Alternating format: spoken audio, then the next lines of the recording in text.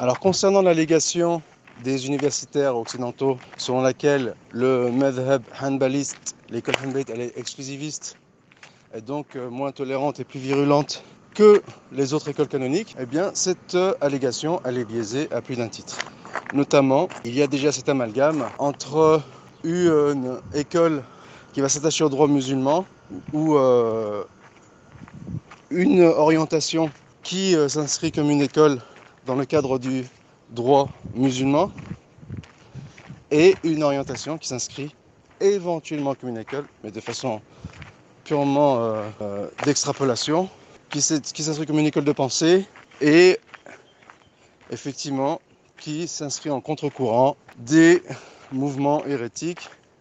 qui ont éclos au cours de l'histoire musulmane et dont la réaction a été plus ou moins virulente en fonction des époques, en vue de tuer l'oiseau dans l'œuf et de noyer le poisson, ou de tuer l'oiseau dans l'œuf. Ensuite, donc ici voici un premier amalgame, une première confusion. La seconde confusion, c'est que le madhhab hanbalite, il est éventuellement, je dis bien éventuellement, si on prend les modernes, eh bien le madhhab hanbali chez les modernes, il est plus littéraliste, donc il est plus en face avec les sources que les autres écoles qui ont été entre guillemets polluées par des éléments extérieurs que sont le kalem, la logique formelle, même si bien sûr les hanbali ne sont pas en reste, mais relativement, ils ont conservé une armure globalement orthodoxe, ce qui les a protégés des invasions extérieures et notamment ce qui leur a permis de protéger leur littéralisme. Donc cela a des répercussions directes sur leur orientation de fiqh, puisque leur dogme est à la base, grossièrement, on parle des modernes, en phase avec l'orthodoxie, et bien forcément cela aura des répercussions sur leur vision en matière de fiqh. Et si conservatisme il y a pour ce qui est de l'orthodoxie, et bien forcément conservatisme il y aura pour ce qui est des orientations de fiqh. Après, tout n'est pas manichéen, c'est-à-dire que ce conservatisme, il ne remet pas en question le conservatisme des autres écoles, mais on parle encore une fois, on parle des modernes. Les modernes, c'est-à-dire à partir du IIIe siècle. Ça ne remet pas en question le conservatisme des autres écoles, mais si dans la croyance, son adhésion à l'orthodoxie, son exclusivisme en matière de sources scripturaires et sa fidélité à ces sources par rapport notamment aux pensées des hommes, eh bien forcément cela va se répercuter en matière de fiqh. Ça, c'est un second point. Un troisième point consiste à dire que le conservatisme hanbalite est pointé du doigt, étant donné qu'il s'inscrit à l'encontre du courant humaniste, qui a pour vocation de combattre les religions. Et donc forcément, dès qu'une religion résiste, et en l'occurrence par le biais du hanbalisme, bien sûr il n'y a aucun manichisme dans mes propos, ça ne met pas en question les résistances des autres écoles, mais on va dire qu'éventuellement cette résistance elle est plus prononcée pour le point que l'on va évoquer subséquemment, et bien forcément on aura des réticences envers cette école idéologique, puisque conservatrice. Et forcément un occidental universitaire humaniste ou imprégné par l'humanisme, il aura forcément une vision négative sur ce conservatisme qui, du point de vue de l'orthodoxie musulmane, est laudatif. Donc tout est relatif. Alors, pour éviter tout amalgame, oui, il y a eu dans les autres écoles une résistance face à l'invasion humaniste, mais avec pour support le progressisme. C'était des pôles canoniques chez les chafi'ites hanbalites, chez les chafi'ites, malikites, hanafites, qui ont connu la colonisation et qui, par rapport à cette colonisation, donc c'est une défaite, ils se sont adaptés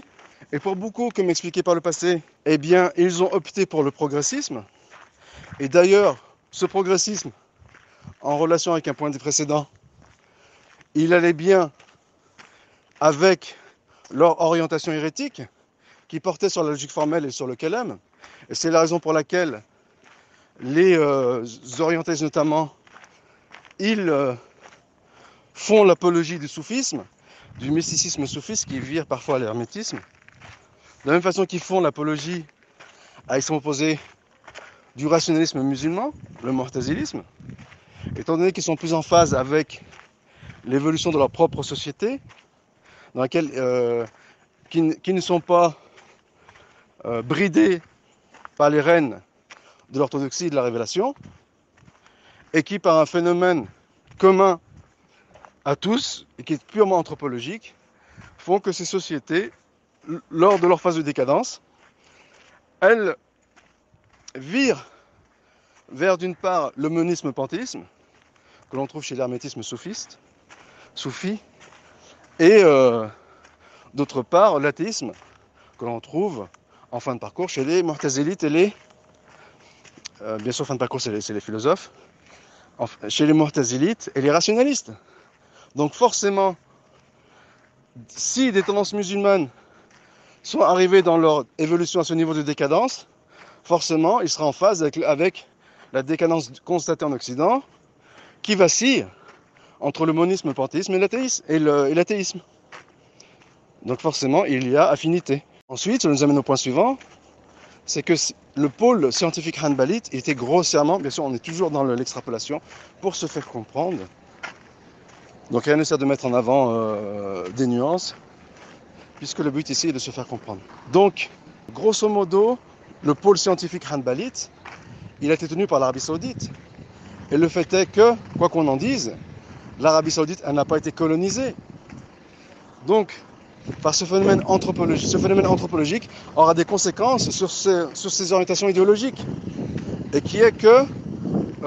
face au phénomène de décadence et de colonisation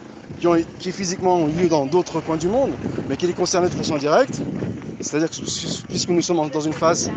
de descendance, de décadence et de domination de l'Occident, de la civilisation occidentale. Donc ici il y a eu trois réactions, je vais les montrer par le passé en faisant allusion aux travaux d'un sociologue allemand, Weber, au sujet des réactions des catholiques par rapport à la colonisation française, et ce schéma a été reproduit par le spécialiste de l'Ancien Testament. En ce qui concerne la religion juive, après le massacre de Jérusalem, et qui a débouché sur leur exil en Babylonie sous Nabucodonosor, eh bien ce phénomène s'est reproduit chez les musulmans, et il y a eu deux réactions. Une réaction conservatrice, donc qui anthropologiquement se comprend du côté des Hanbalites, qui à la base ils avaient déjà bien sûr le logiciel pour, étant donné qu'ils n'ont pas été colonisés et qu'à travers les époques, ils ont défendu corps et âme l'orthodoxie, quand bien même eux-mêmes ont été entachés par l'hérésie, ce qui selon les points de vue est louable ou condamnable. Eh bien, l'autre versant, que sont les Malikites, les Hanafites et les Shafi'ites, qui ont subi la colonisation, eh bien, eux ont opté pour un progressisme. Et donc forcément, du point de vue dominant, le progressisme des uns, il est plus louable que le conservatisme des autres. C'est une logique indéniable. Et pour ce qui est des mouvements contemporains, on va dire violents, des mouvements violents on va dire, qui ont pour socle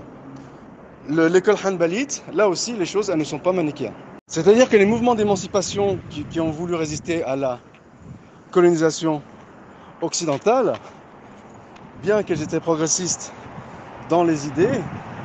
eh bien, ils ont opté, et c'est la raison pour laquelle j'ai dit dans un premier temps que la chose n'était pas manichéenne, ils ont opté pour la lutte armée, et qui s'y manifestait de différentes façons. Il y a eu des progressistes loyalistes, on va dire qu'ils se sont soumis à la domination occidentale, mais il y avait des progressistes anti-loyalistes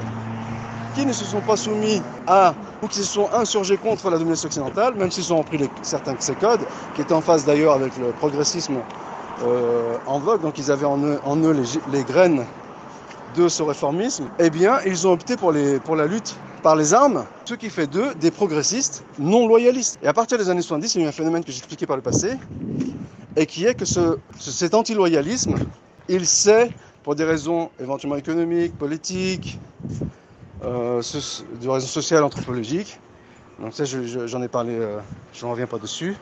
même si j'en ai parlé que succinctivement, eh bien, il s'est déplacé, cet anti-loyalisme, il s'est déplacé du progressisme vers le conservatisme. Et c'est la raison pour laquelle, dès cette époque, nous assistons à un conservatisme anti-loyaliste et qui s'est mis en porte-à-faux avec le conservatisme loyaliste, ce qui a donné des réactions plus ou moins extrêmes des deux côtés. Et c'est d'ailleurs l'une des raisons pour laquelle le conservatisme loyaliste a perdu en crédibilité. Eh bien, depuis cette période-là, soutenu bien entendu par les grandes puissances occidentales, n'en déplaise aux anticomplotistes, eh bien cet anti-loyalisme, il s'est épanoui au sein des conservateurs. Et étant donné que les Hanbalites, ils constituent la mouvance